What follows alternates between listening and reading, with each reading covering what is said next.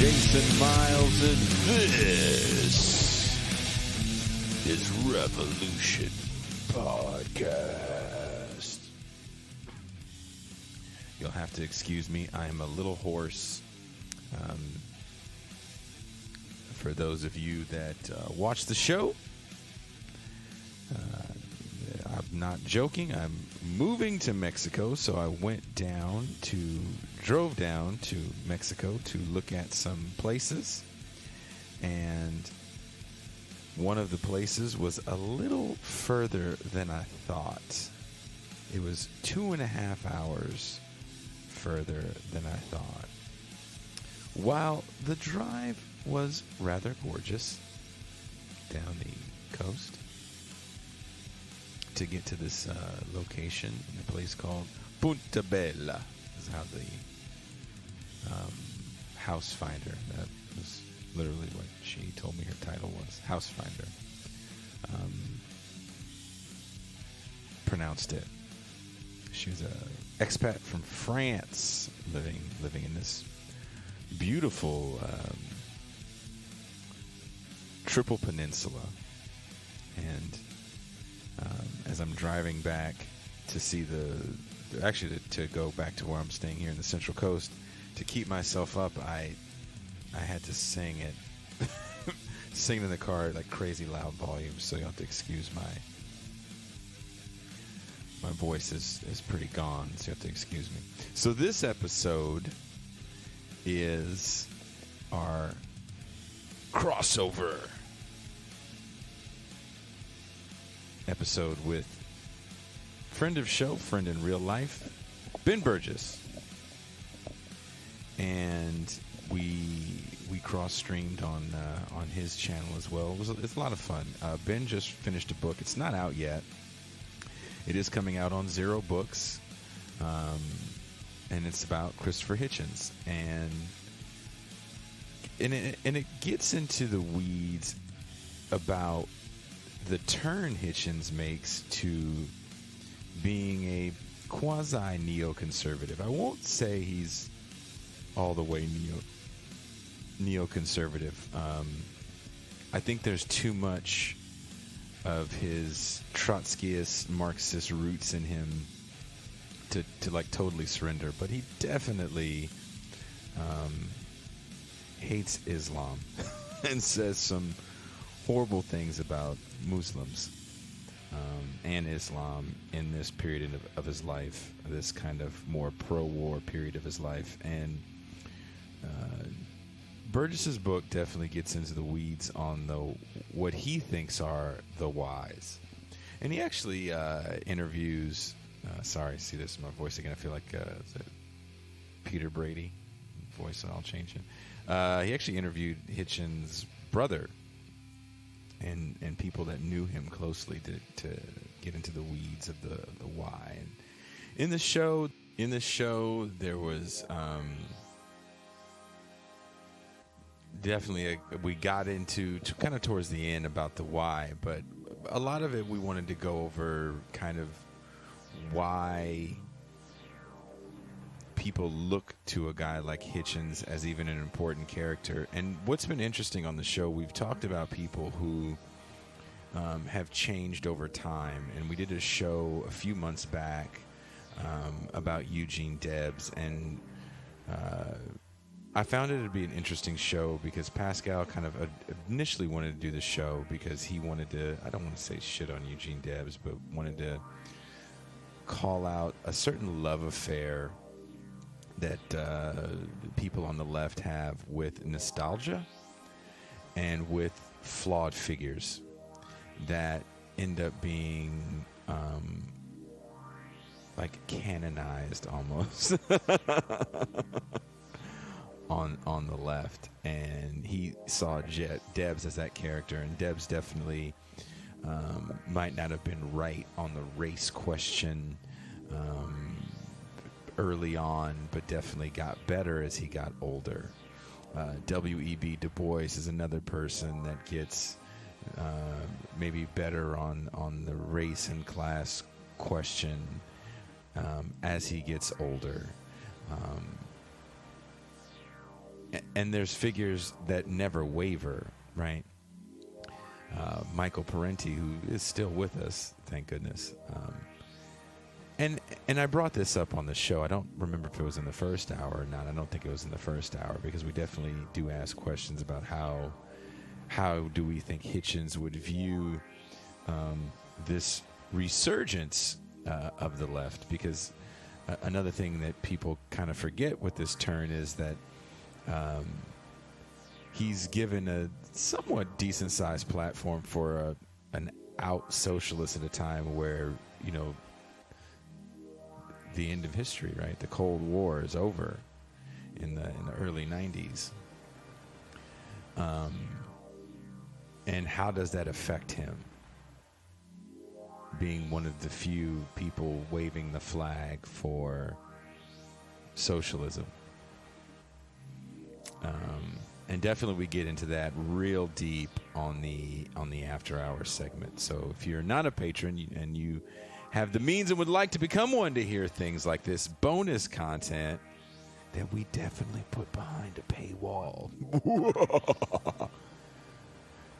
Patreon.com/BitterLakePresents. And of course, the best way to watch the show is YouTube. YouTube.com/This is Revolution Podcast. But this was an interesting show. I thought it was an interesting conversation. I hope you guys dig it. Definitely, wherever you're listening to this, leave some comments. Tell us what you think, how you felt about it. That music means I've talked too long. There's actually some more stuff I wanted to say. Check out Ben's book. I think it's available for pre-order. Wherever you're listening, there's links in the description. And I am out.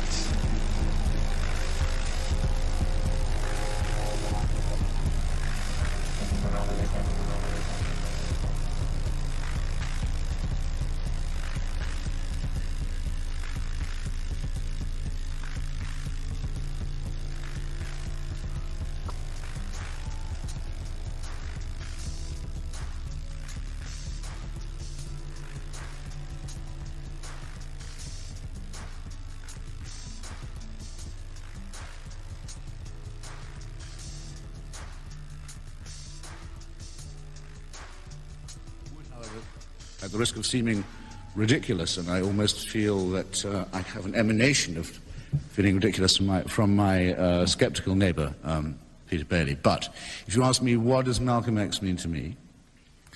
And if you can suppress your titters, I can say this much.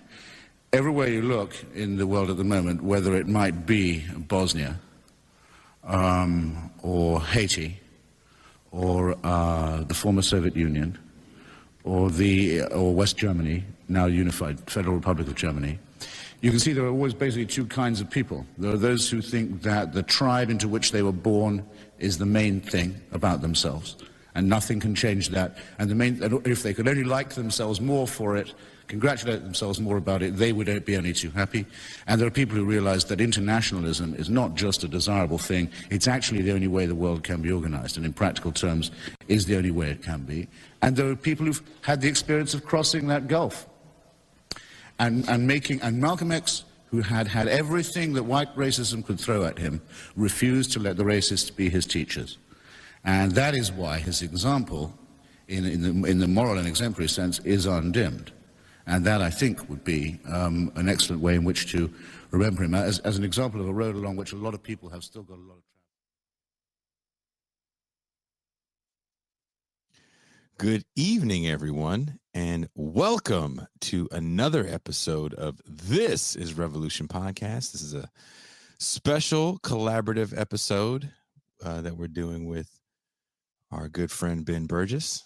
Before we bring Ben in, let's bring in the co-host today. We have part of the foreign policy cruise is going to be a jam-packed show, so let me hurry up with the introductions. First and foremost, let me introduce my homie, my dog, the man of the Mau Mau Hour, the Pascal Robert.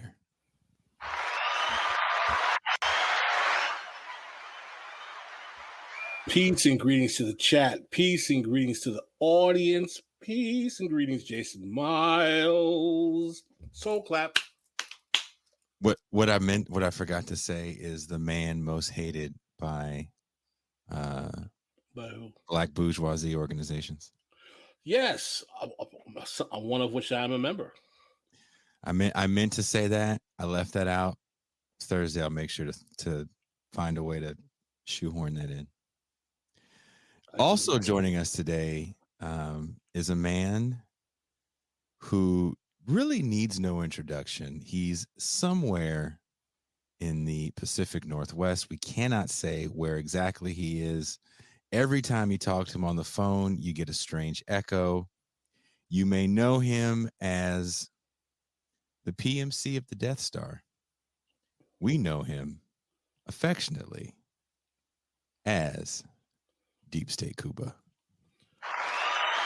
Hello, everyone. I'm already on your phones.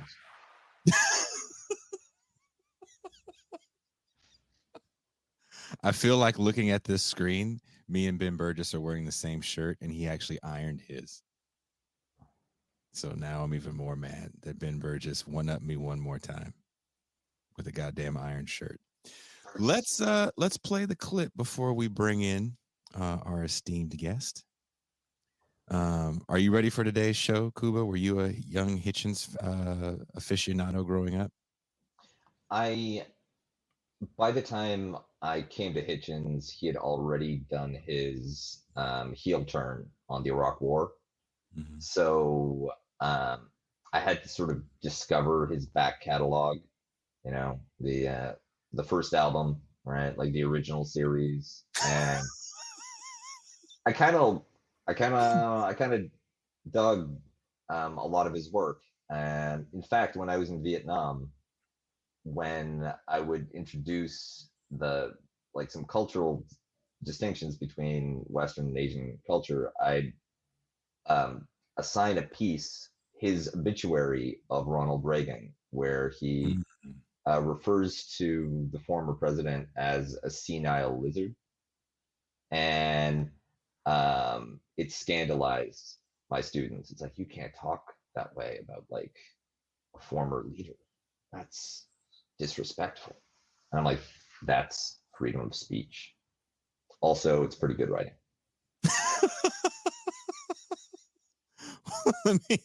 let me get this clip going, guys. I would, however, at the risk of seeming ridiculous, and I almost feel that I have an emanation. I lied. Pascal, can you entertain the people while I pull up the clip? Yes, Jason is going to pull up the clip, and I'm going to basically give my story as to how I got exposed to Christopher Hitchens, since I am, a bit older than everyone else on the show. I remember Christopher Hitchens because when I was a kid, particularly growing up in the 70s and the 80s, as you guys are probably not surprised, I was a fan of political affairs television. So I used to watch the McLaughlin Group, Firing Line, This Week with David Brinkley. And at a young age, I was very much taken by Christopher Hitchens. And I was aware of, I wasn't cognizant of the full extent of his politics. I noticed that he was kind of more to the left of the normal mainstream political cadre at the time, and he was a normal fixture on those kind of shows. If those of you who were old enough to remember, the McLaughlin Group was one of those kind of shows where on PBS you could watch. I think it came up either on the weekend or Friday. You would see McLaughlin, Pat Buchanan, sometimes Chris Matthews, Eleanor Cliff, and then every now and then, they might have Hitchens on, or you would see Hitchens definitely on Firing Line. I'm definitely old enough to remember Firing Line with William F. Buckley. And Shirley's like, yeah, McLaughlin Group came out on Fridays. That's correct. And you would see Hitchens and the one thing I really gotta say for those of you who are too young to remember that time, even though there was a limited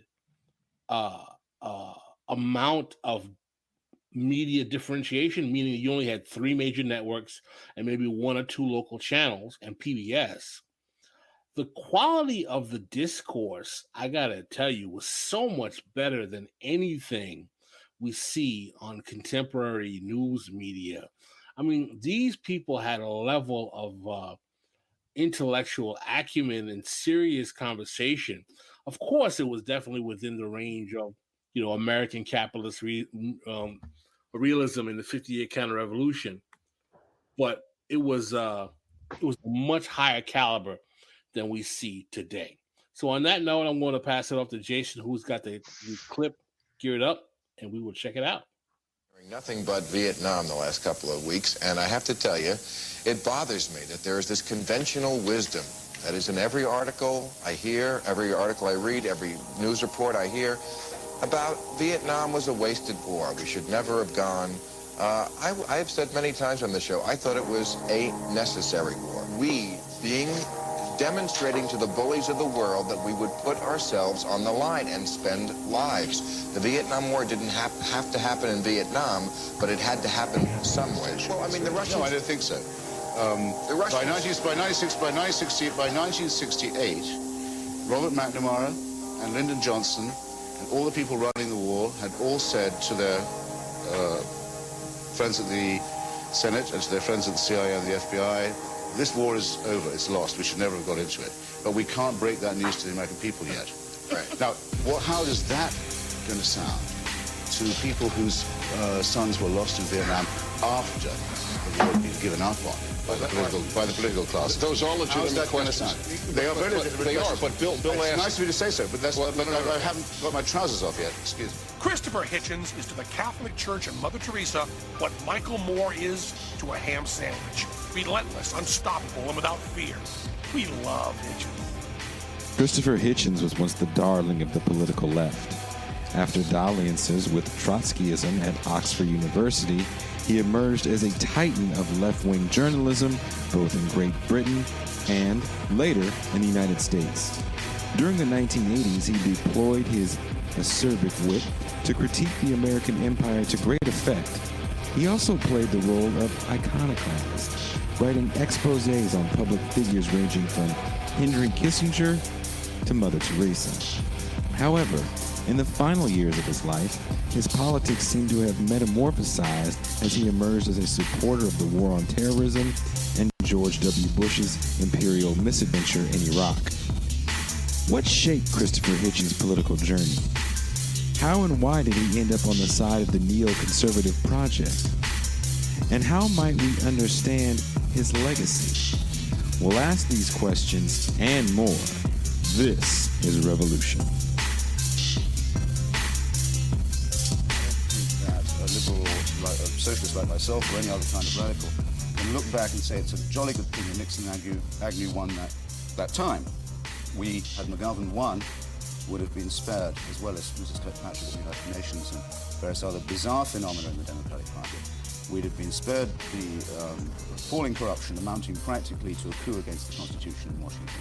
I think we would have been spared the particularly abysmal way that the Vietnam and Cambodia wars ended, and we would have been spared the 1974 near war between Greece and Turkey and the destruction and dismemberment of Cyprus. I'm really mildly surprised if you think that Mr. Nixon's political appetite to control others ever reached the limits that L.B. Johnson, L.B. Davis did. A position, by the way, which is reiterated by many friends of L.B. J's political program. Mr. Buckley, if I was to say to you that the government of Poland is a grand tyranny against its people, and you were to say, yes, but so is Czechoslovakia, and so is Hungary, what is the point you're making? Well, the point I'm making... You mentioned many enemies, you mentioned other enemies of mine in an attempt to deflect from what must be surely an obvious point, which is that the Nixon victory in 1972, the beginning of what we're asked to hail and be pleased about as a liberal crack-up, was a disaster for the United States, for its democracy and for its institutions.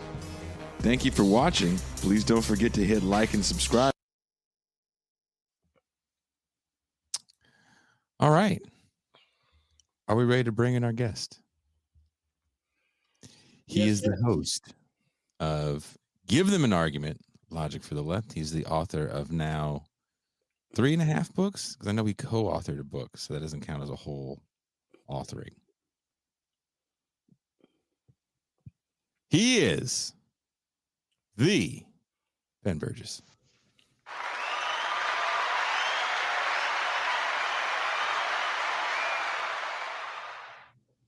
Ben Burgess, welcome back. Welcome. Thank you for having. Is that true? There's 3-ish, 4.5, 3.5. Like call it 4 1/4. So I actually. So there are 2 books that are out. The Hitchens book is coming out, and I actually did write an academic book that like 10 nerds anywhere will read. But like we don't need to count that. We can call it 3 1/4. I wasn't aware of the academic book. This is a tenure committee, right? Yeah, like I said, I think I probably personally know like at least half of the people who will read that book. So that's Well, just because you said that on air, you're about to sell at least 4 more copies, unless it's one of those academic books that cost $200. We sold out. We need another print run of 3. That's right, exactly. Burgess, these things are selling like hotcakes over here. I like that accent. So let's get, for those that don't know who Christopher Hitchens is, because earlier we were talking about a bit of a generational divide.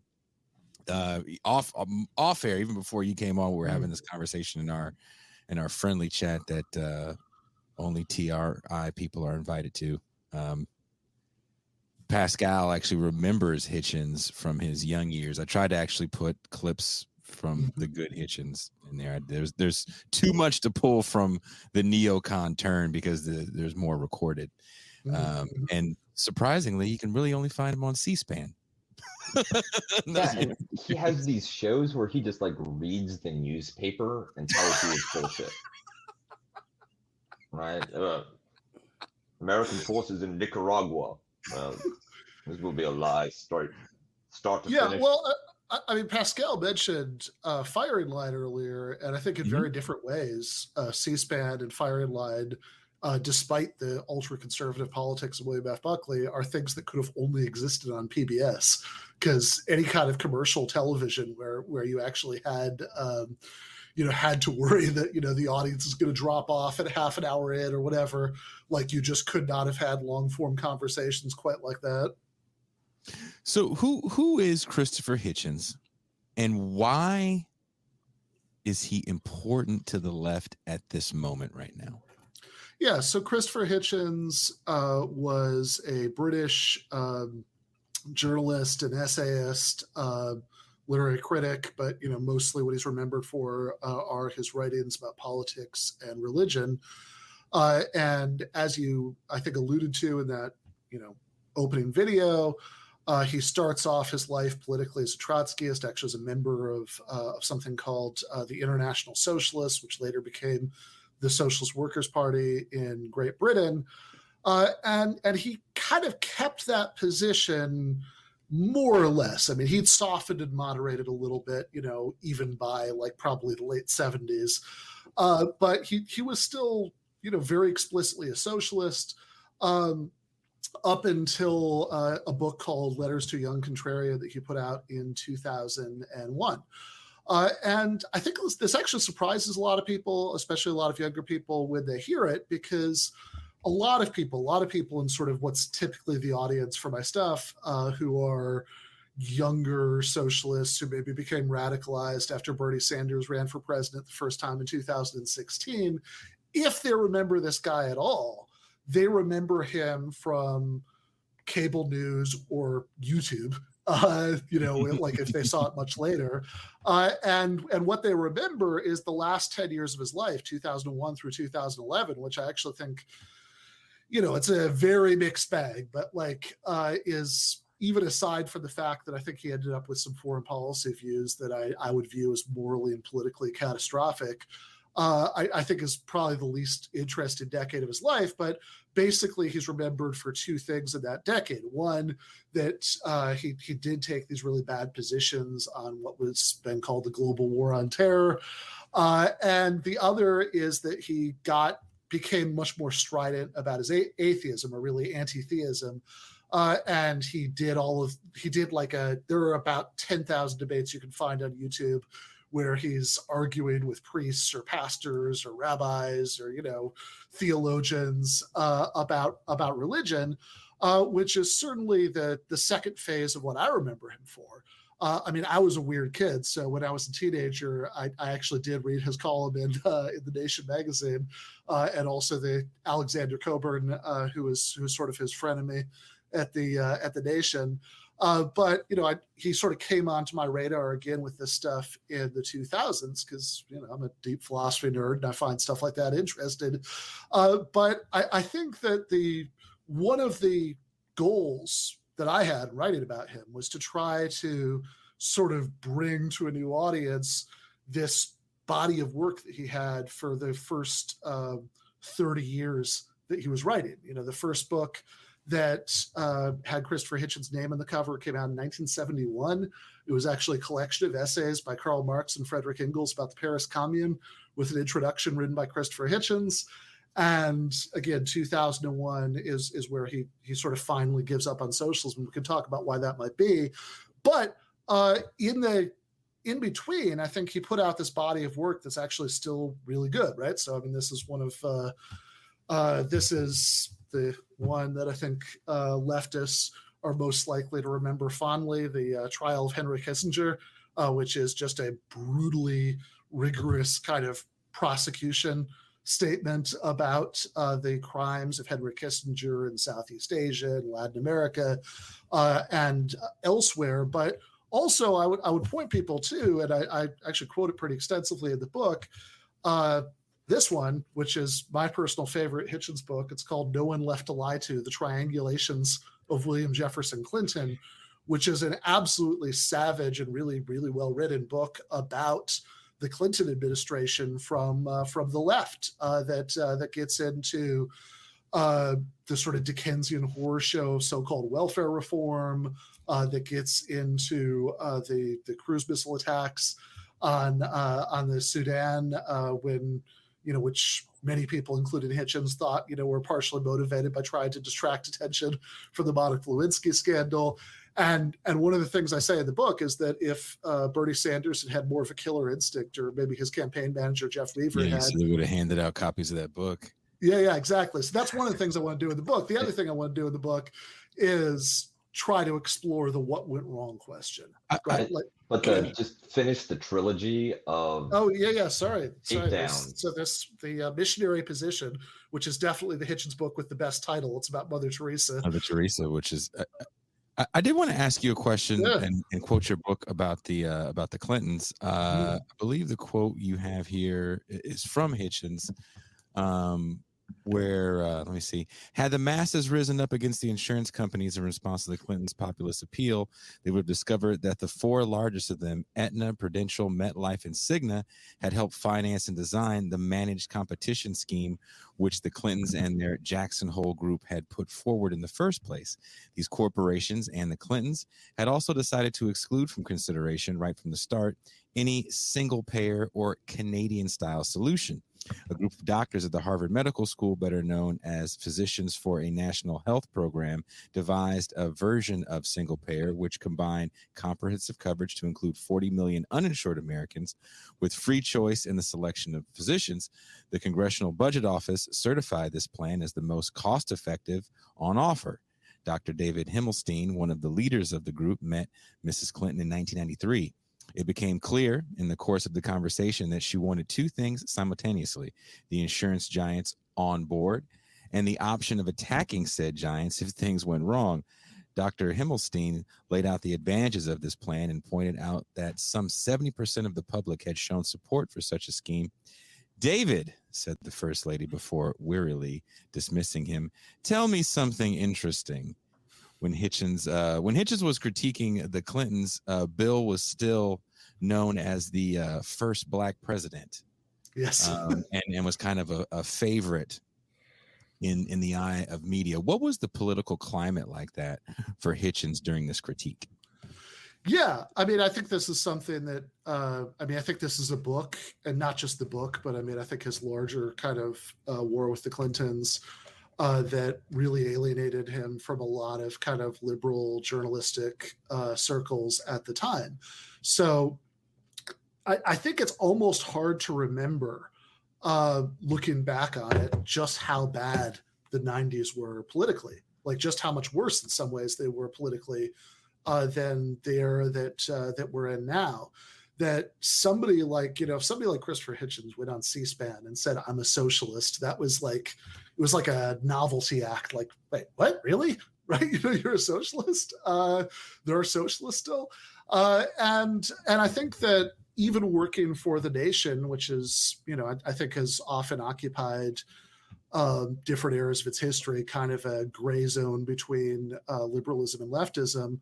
But even there, I think a lot of people were very defensive about the Clintons, and he's really doing this in a very no quarter way. The stuff about the stuff about welfare reform is really bad in that book. I mean, what I like about that passage that Jason just read part of is that a little bit later after the part that he read, he talks about Hillary Care, this health insurance scheme that Hillary Clinton was pushing back then, and describes it as combining the worst of bureaucracy with the worst of the free market. And the way he's described it, it's like, man, that's just Obamacare, right? I mean, that was just the dry run. Yeah, Obamacare is like, I'll take that challenge. Yeah, no, exactly.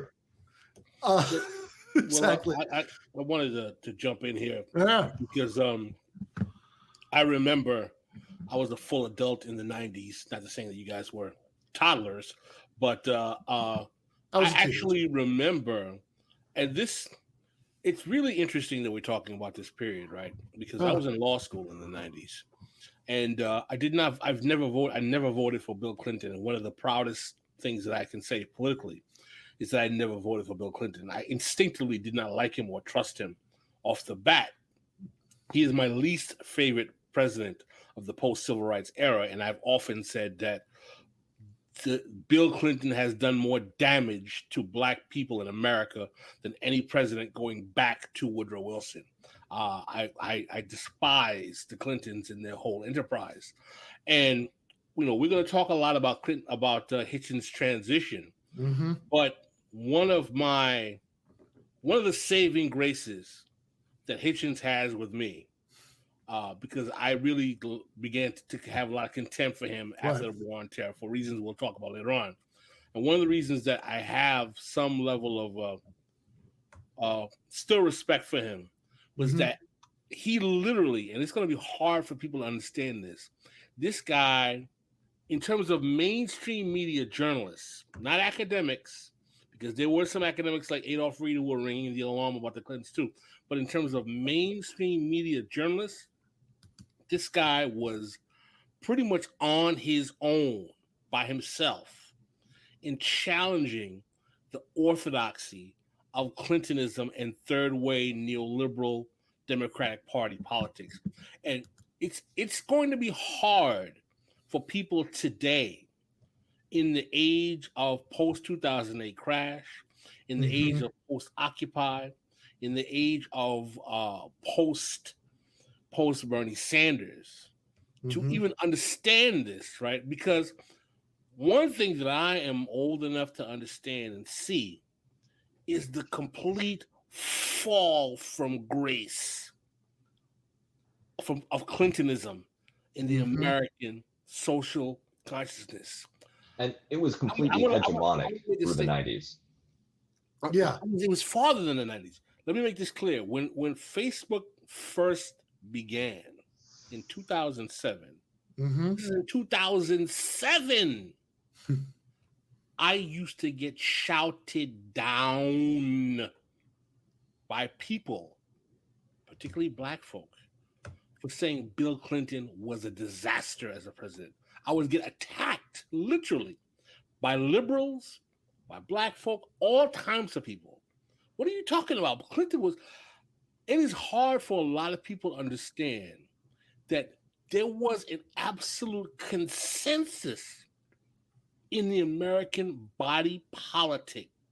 Really up until, I would say, Sanders and maybe Hillary's 2008 run, because she took a lot of the bloom off the rose as well. It is hard for people to understand that Bill Clinton was the embodiment of the American Democratic Party from the 90s. Yes, the big dog. Millennia. And the thing is that throughout that entire period, he pushed all of these neoliberal reforms. He gutted welfare. He deregulated finance, which was catastrophic and set the stage for the continued roller coaster of financial crises and the utter domination economically of the United States by peak finance. But because of rising house prices, because of this late wave of job creation, job growth from the early American lead in the commercial internet and network technology, the check for all the damage he did wasn't payable until he was safely out of office. That's correct. And to the not to for us to digress too much, I've got to give ultimate respect on that front to Christopher Hitchens, because Christopher Hitchens, he hates wealth, despised the Clintons, viscerally hated them. And I remember, and I'm going to give Hitchens some props for this. Oh. And this, by the way, I'm not a fan of Hitchens overall, because I told you his trajectory post 2001, he was persona non grata to me. But I'm going to be fair. Bill Clinton was already in the White House. Christopher Hitchens was on C-SPAN, and it wasn't with Brian Lamb. It was one of their call-in shows, and he was asked, "What was the thing that really brought forth your contempt?" Because people thought he was nuts. People literally thought that he had like an obsessive compulsive, like OCD, like this crazed ex-girlfriend fixation with the Clintons. And he was asked on C-SPAN, he was asked, what is the thing that started this for you? And when he said this story, I was like, wow, I gotta give this British white boy a little bit of respect. He said when he heard that Bill Clinton went to Arkansas while campaigning for president to sign off on the execution of Ricky Ray Rector, a black man who literally had the mental capacity of maybe a child or infant, purely in order to not be made to look soft on crime. He said, when I saw Bill Clinton do that, I realized this man was just the worst. When I saw Hitchens say that, I said, wow, Ricky Ray Rector is what it made you realize that this guy was the demon that he was. Mm-hmm. That's really when I said, you know what? Hitchens might not be all that bad. Up until 2001, he had a very good sense for lizard people. Not just the Clintons, but Mother Teresa. That's also, right, that was not a popular position to take. It was very much not. I mean, even today, Mother Teresa is remembered, by like 99% of people who know who she is. She's a metaphor for saintliness. Exactly. That like people will talk about people who are really self-sacrificed and noble, and they'll say, oh, she's, oh, you're not going to be like Mother Teresa, and the book, the Mother Teresa book actually starts out by talking to about Mother Teresa's connections to the Duvalier dictatorship and her general habit of sort of lending her aura of moral credibility to right-wing dictators, and it gets into some really gruesome stuff about the way that people would donate all these money to Sisters of Mercy because they thought that it was going to be spent on the care for the dying, and most of it was not. It was spent on missionary work. Because if anything, her view is that suffering like ennobles people, and so they really weren't using proper anesthetics. For example, in the house for the dying in Calcutta, and it's actually kind of surprising in light of what Pascal's bringing up, his later trajectory, because the Mother Teresa book was written in the 90s, and given who Hitchens was in the 2000s, you would really expect that the sort of focus would be anti-religious. That's in fact the way, like that Penn and Teller clip that was part of what Jason played at the beginning. Presumably that's how they were remembering it. They were kind of assimilating it to God is not great era Hitchens. But if you actually read the book, that's a surprisingly small element of it.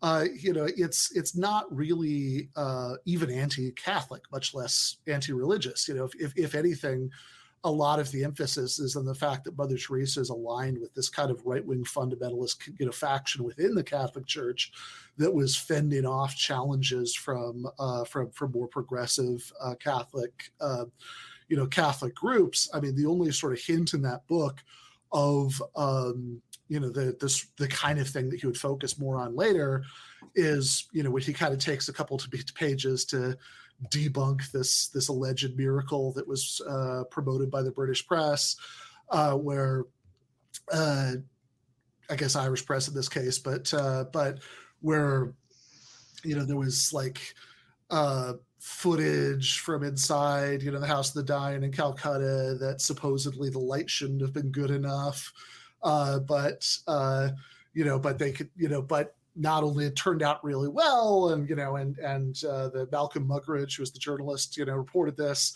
said it looked like the scene was bathed in eerie divine light, and there's a kind of funny couple pages where he explains why that's not actually what happened. But other than that, that's not really the focus. He doesn't really care that much about Mother Teresa's metaphysical beliefs in that book. He really cares about the fact that she was allying herself with death squad dictators. Yeah, in fact, it's a much harder criticism to make. It's not, oh, she's a religious fanatic, because, it comes with the territory. But his accusation was that she's a fraud and a villain. And then he made it stick. His criticisms, generally speaking, were unanswerable, especially when he dedicated the whole book to it. After reading the trial, any one of that powerhouse trilogy, right? You cannot look at the figure innocently again. Yeah, funny side, by the way, my Croatian grandfather, when after being told about the original Vanity Fair piece where Hitchens described Mother Teresa as a thieving Albanian dwarf, his only comment on that was, I thought she was Croatian. Wow. But if she's Albanian, he can say whatever he wants. yeah, exactly. Do you think all these books that he wrote about these people that were so extremely powerful and influential? I mean, Kissinger, shit, if I'm not mistaken, wasn't he on the board at Theranos? Well, I mean, we can even look at a couple weeks ago. There was that scandal not very many weeks ago at Yale about, you guys know about this, where they have something called the Grand Strategy Program at Yale, which you combine the Ivy League setting with the title Grand Strategy Program, and I kind of get visions of people in black robes. But in any case, the robes are off black. But the professor who ran it ended up kind of being pushed out of her position because of pressure from donors, because the donors wanted this advisory panel for the program and one of the names they were insisting on for the advisory panel was Henry Kissinger. Oh my God. The Henry Kissinger, I think he's he might be, I can't remember if it was him or a figure from the Bush administration, but sometimes it catches up to you. There's one neocon war criminal that can't travel because they're under indictment from the ICC. Yeah, Elliot Abrams. Well, that's definitely true about Henry Kissinger, that there are, like, even in, even by the time, like, I think 2002 or something is the preface to the second edition of the Kissinger book, he talks about some of this stuff, that there are multiple countries that in which Henry Kissinger was at least wanted for questioning due to things like involvement in trying to have citizens of that country assassinated in Chile. For example, I think Spain, might have been one of those countries. I mean, they were the ones who actually ultimately extradited Pinochet. So yeah, even by like 2002, like the number of countries in the world that Kissinger could travel to was very limited. Had been limited by that. Although in America, you'd hardly notice the difference. He's still, like, after after American troops finally withdrew from Afghanistan this year, Henry Kissinger wrote an essay about it for I don't actually remember the journal, but it's like some fairly prestigious magazine.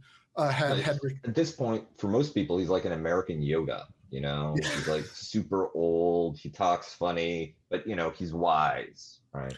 Yeah, exactly. And there's, actually the most, in the sort of parade of horrors in the Kissinger book, talking about Kissinger's, involvement in actually even an earlier attempt to overthrow Salvador Allende, talking about his really disgusting role in Cyprus, talk about the war crimes in Vietnam and Cambodia.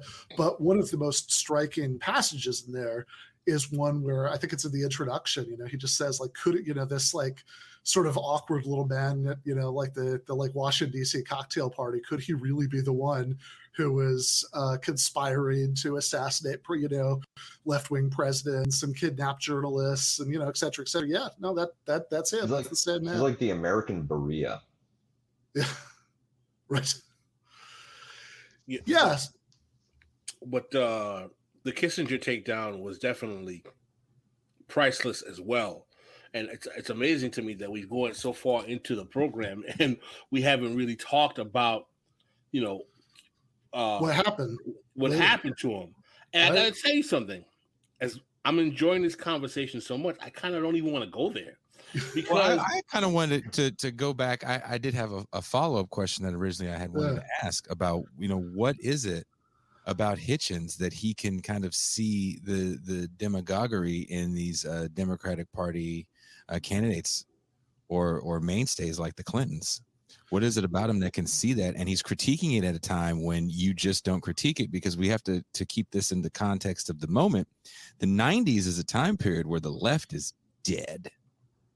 Yeah, it's completely dead, which actually I think is going to be very relevant to the question that we haven't really addressed yet about. Yeah, I think it was the fact that he was a Marxist, because frankly, if you actually talk to Marxists or read the writings of Marxists from that period, they were very much like, no, this Clinton shit is like not, because this is the thing.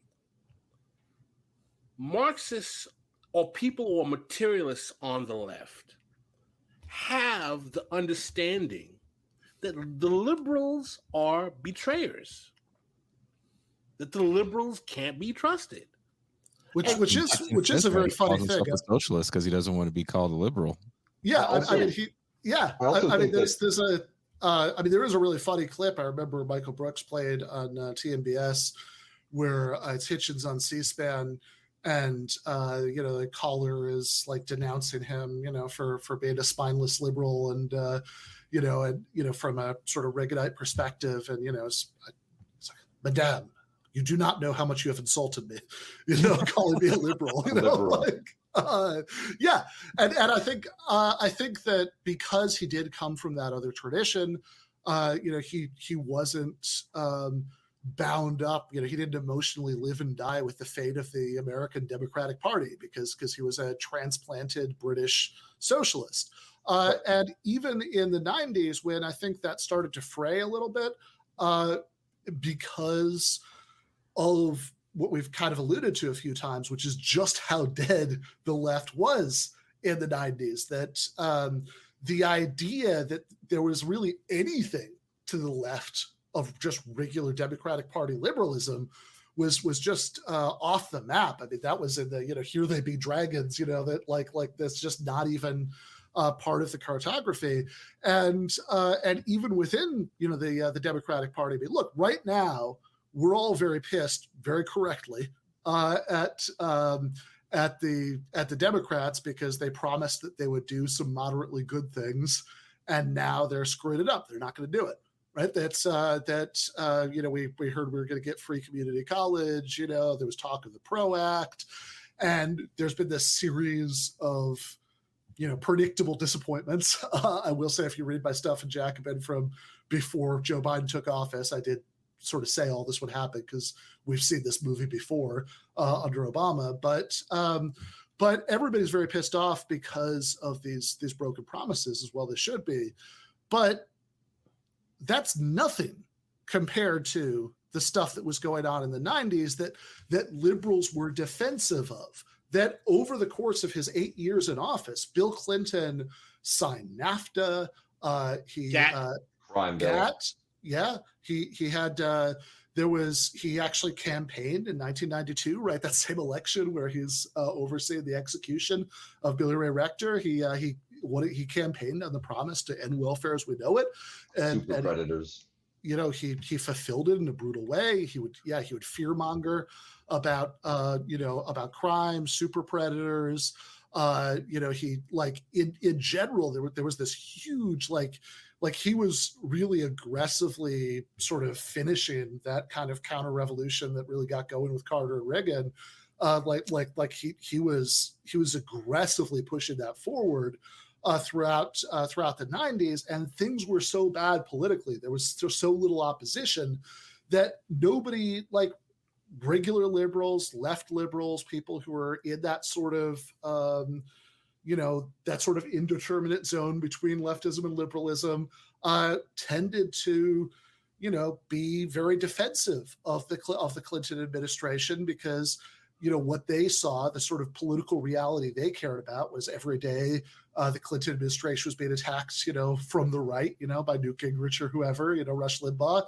And so they had this protective instinct because of that, but there was no, when welfare reform happened, which was really gruesome in the way that was carried out. There were no, nobody was, there were no mass protests about that. Not really. No. There was very little, okay, maybe at a college campus, you'd say a Noam Chomsky lecture or something, he'd say something about it, but there was nothing like that. The idea, what happened in 2016, that, Bernie Sanders is an imperfect figure and we can criticize his flaws, we should, but that Bernie Sanders could run for president and win 22 states calling himself a socialist. It's hard to express how unimaginable that would have been in the 90s. I mean, even in 2008, Pascal referred to that election earlier, what passed for a left populist candidate in 2008 was John Edwards, who was basically I supported Edwards, believe it or not. Yeah, right. Because he was, out of those three, he wasn't a Clinton. He was the only. No, he was talking about poor people. Edwards, he was the only one who was talking about poor people in 2008. He ran a campaign basically challenging poverty, saying poverty is a problem. Yeah, and that is something that is, outside the pale for even most of American mainstream politics. You don't really hear people talking about poor people very much. Because the market has decided, if the market has decided that you need to be poor, then that's just how it is. But it is worth noting that even John Edwards, who is the only one of these candidates who would actually talk about poverty as a problem and mention economic inequality, John Edwards wasn't advocating Medicare for all, right? No. Or anything like it. I mean, what he was advocating was much more like Obamacare. And the fact that he was the one who was like the closest to a Bernie Sanders kind of figure in 2008, really tells you how dismal it was. I mean, the person who had like the Bernie kind of policy proposals in 2004 and 2008 was Dennis Kucinich, who was largely like a comic relief figure, like because this was so far outside of the bounds of mainstream American discourse up until, again, 2008 crash, Occupy Wall Street, Bernie, like there was this series of things that changed the political landscape for the better. But in the 90s, this is the era of, Margaret Thatcher saying, famously, there is no alternative. And actually also, I think maybe Fukuyama, the end of history.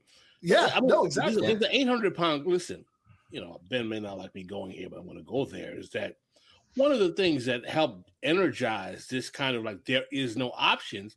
It's like, this is basically the era of the collapse of the Soviet Union. No, I think that's totally right.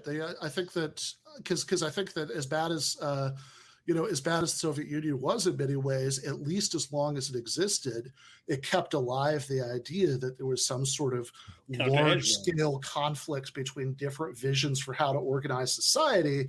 And when that was gone, that sense that was even a question, right? How an economic system should be organized was just completely dropped off of like the sort of consensus vision of what politics was about. And I think, maybe to finally get us to this question, I think that's actually a lot of what explains what happened to Hitchens, because there are a lot of different explanations that are sort of thrown around on the left, because I mean, again, I think I'm on this as revolution. I don't think we need to recite why his positions on Iraq and Afghanistan and all that were so indefensible. I think we could just take that as a given. But once you accept that and ask the more interesting question, which is, okay, what happened? Then the explanations that are thrown around range from Islamophobia, which, I'm not going to deny could be an element, although I also think that it's more complicated than that, especially if you look at the fact that throughout this entire period, he was very involved with and sort of aligned with the Kurdish leadership in Iraq. He'd wear the flag pin of the flag of Kurdistan. And I think the connection between those two things is a little tricky anyway, because people will say, well, it's the anti-theism leading to Islamophobia leading to this, but then you say, okay, I can understand how anti-theism leading to Islamophobia could result in supporting the war in Afghanistan. It's a little harder to see how it ends up supporting the war in Iraq, considering that Saddam Hussein was a secular tyrant and who'd actually done a very good job of suppressing local Islamists. And in fact, many people who shared Christopher Hitchens' views on religion instinctively distrusted a war to destabilize the Middle East as part of a world remaking scheme by a president who wore his evangelical Christianity on his sleeve. So I don't think that's it. I think that there's another part of the 90s zeitgeist which we're missing. And with the end of the ideological polarization between the USSR and the US, and with the opening of this kind of narrative of the end of history, opportunity for everyone, the internet, Dow 36,000, there was no excuse not to succeed anymore. And there was a tremendous charisma around the millionaire, around the famous person, around the successful individual, which gave their analysis, their opinions, the ring of gospel. And if you disagreed with them, especially if you disagreed with them while identifying as a socialist, which, like fewer of them than leprechauns, then it was. Are you talking about people like Thomas Friedman? He's, is he a leprechaun? No. Thomas Friedman. You're more absolutely trollish. Right. Exactly. He's but of you talking about like these kind of the famous climber. People that are pundits. Yeah. So just to. I'm sorry. He's considered to be a great intellectual, Thomas Friedman, which is only possible. Which I was just going to say. And actually, I think the Thomas Friedman example is a really interesting one, because even when Hitchens had these really bad, really indefensible positions in Iraq and Afghanistan, he did maintain all these weird sort of remnants of his leftist worldview. Like he would even go to bat. You could find him on C-SPAN in like 2002 arguing with Andrew Sullivan about Palestine and taking good positions on Palestine, saying that you can't class Palestinian so-called terrorism together with Al Qaeda because these people have legitimate complaint that how much of this are they supposed to take, and so I don't really buy the anti-theism leading to Islamophobia explanation. Like some people will just sort of say, well, it's just opportunism. I don't really buy that. Don't get me wrong, the man loved the camera, but I don't think that explains it. Especially because he was very willing to take extremely unpopular positions. Some people say it's the drinking. I would say there have been a lot of robustly socialist drunks in history. I don't think that's it. I think that really what you have to look at to understand what happened here are two things. I'll just try to do this really quickly. One, that he did spend so much of his life as a sort of globetrotting journalist going to places like Iraq, where he would meet, local dissidents. He was concerned about the conditions people in these countries. His friends in places like Iraqi Kurdistan, and presumably in the 70s and 80s and even into some of the 90s, he held out some faith that like a renewed wave of international socialism would be what would ultimately bring down these terrible regimes in these places. But I think over the course of the 90s, he gave up on that because even though, he was originally a Trotskyist back in, the Vietnam era, and I know some people want to say, well, Trotskyism is like a gateway drug to just sort of going back into neoconservatism. Yeah, which I don't really buy. I talk about this a little bit in the book. I think the actual number of people that we're talking about who trod that particular path is a lot fewer than people sometimes portray it as. You also have people who are like Stalinists or Maoists, who became, conservatives or even neoconservatives, people like Bernard-Henri Lévy. So I don't think it's the Trotskyism. I think that it's the end of history.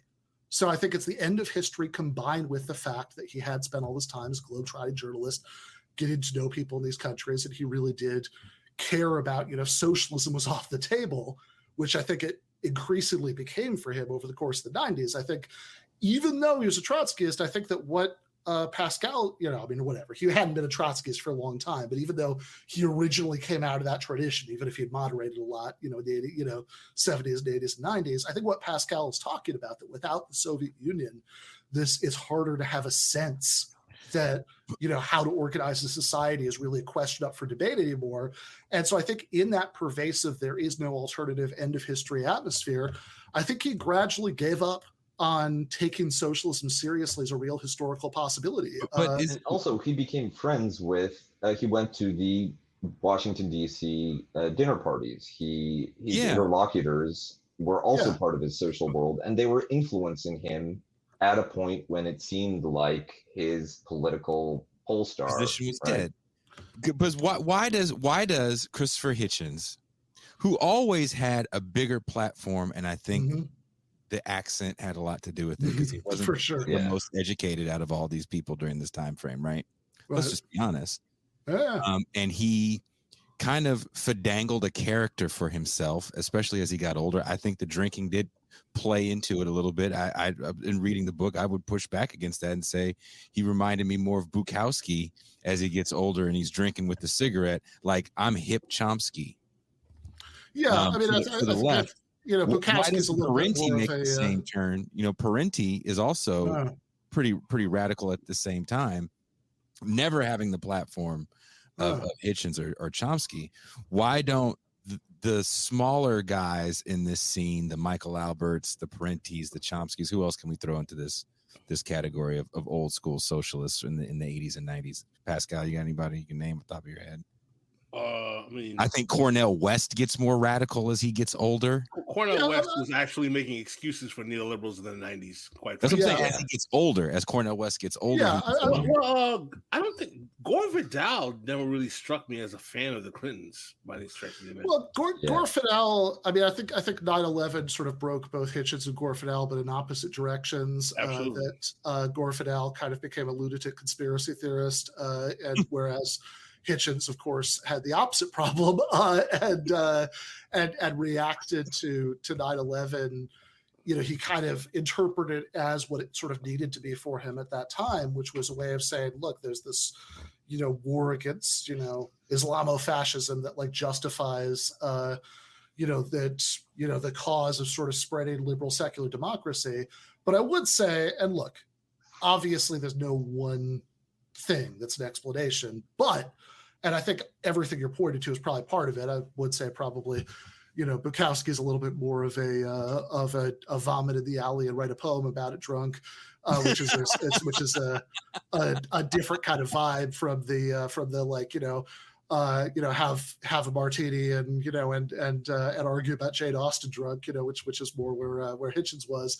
But yeah, look, I think that you can say, why did one person zig while another person zags? Could be a very complex combination of factors. But I think one big thing is that in that post-Cold War world, with no real hope left for socialism, but with these connections in Kurdistan, these connections in Bosnia, which he went to in the 90s. We haven't talked about it at all, but I think it's a huge part of the story because that was the sort of place where he really started to soften up to the idea that the American empire could actually be a force for good in the world. And that's the one place where it kind of worked. Right.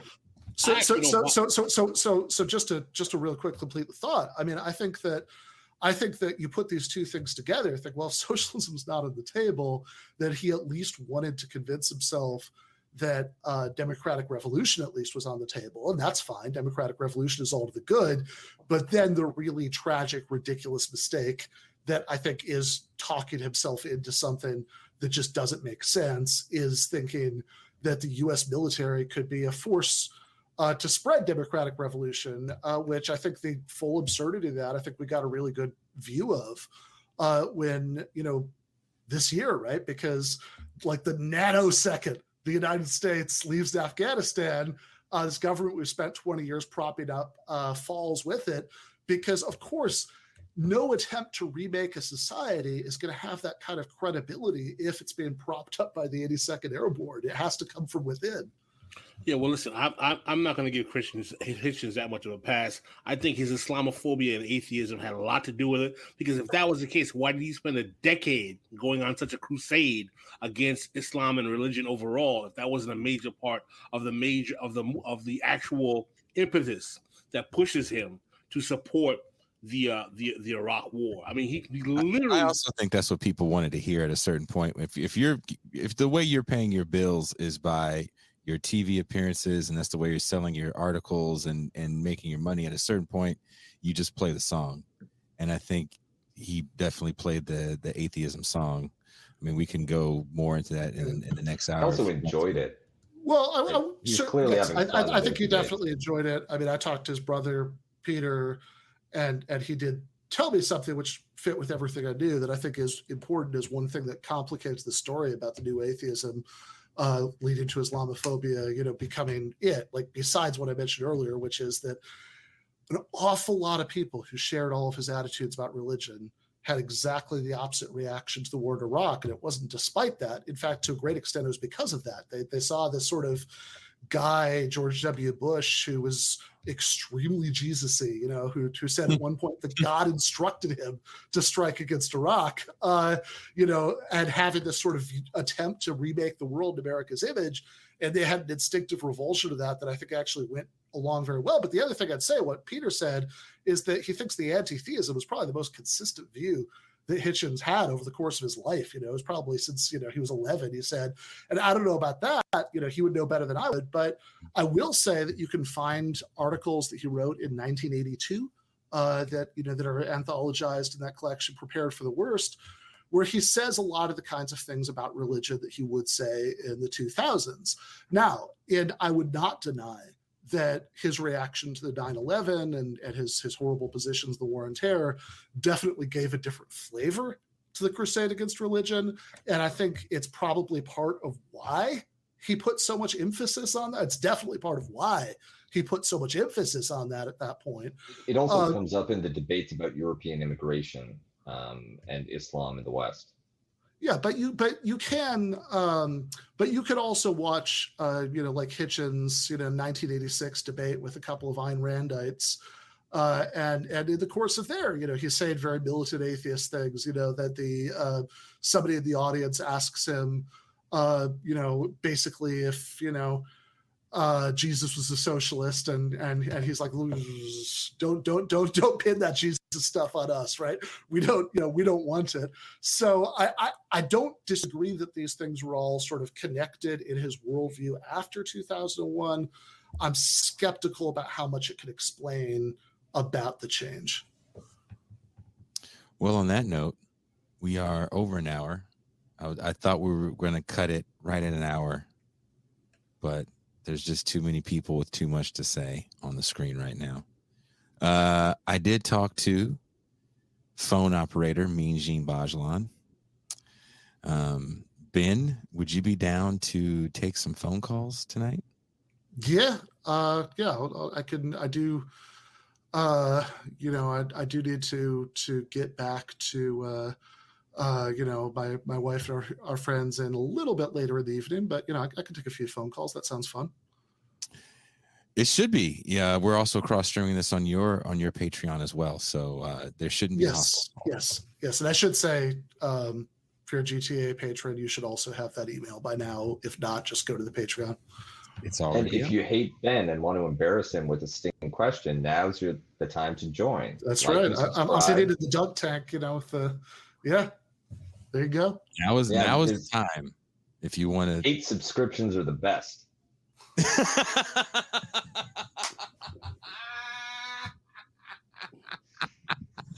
Pascal, are you ready for phone calls? Sure, man. Pascal doesn't like phone calls. Hey, anybody got any vibes on the Virginia race? No, but Eric Adams won as mayor. That doesn't surprise me. Well, sure. He's the second black mayor in New York. I remember the first one.